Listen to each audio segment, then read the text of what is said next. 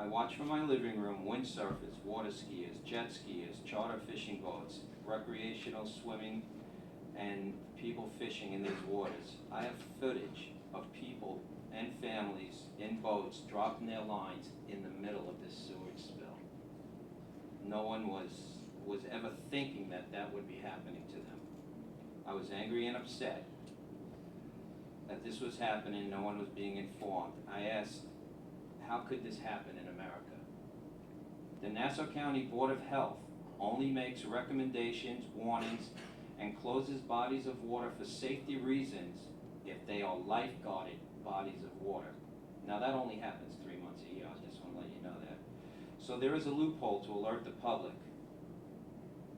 Most of the outflow pipes from the sewer treatment plant are located in non-lifeguarded bodies of water. As unbelievable as this might seem, there is no one to alert us if it is unsafe to swim or fish in these waters. You can't change what you don't measure.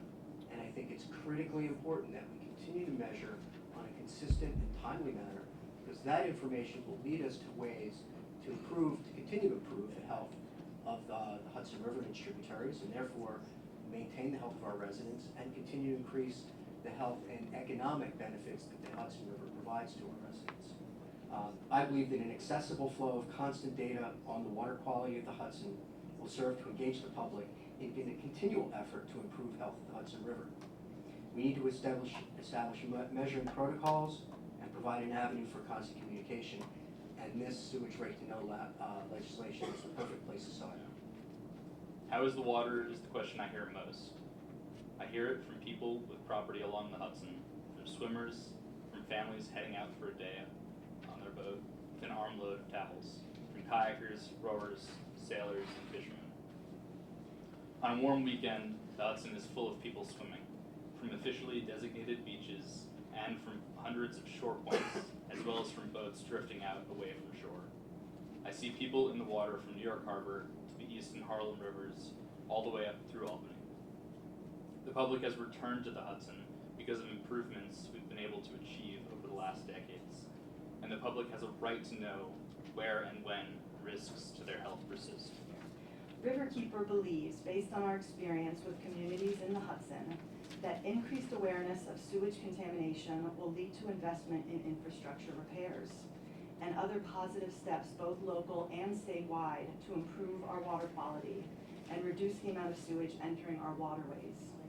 Riverkeeper recommends that the New York State Sewage Right to Know law contain the following 3 elements.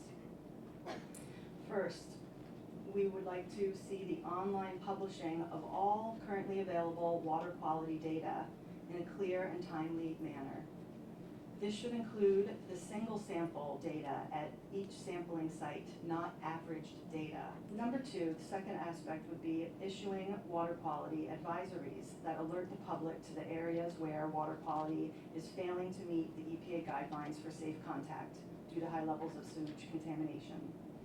Advisories should be issued to the media, posted online, and available on a hotline call-in number for people who don't have access to the internet. Finally, number 3, the increased water quality monitoring and development of predictive models. So the bottom line is the pattern of contamination is quite complicated, and therefore the management also needs to be addressing those different kinds of patterns of pollution. One-size-fits-all approaches to notification probably aren't going to fit. So you really need to consider very carefully how this legislation is used to notify the public. And one aspect that I really want to emphasize is that average conditions really can't be what we focus on here. We need to think about the extremes, the CSOs and the accidental releases when thinking about ways to notify the public. A good notification law would encourage recreation when people know the water is safe, has a positive economic benefit.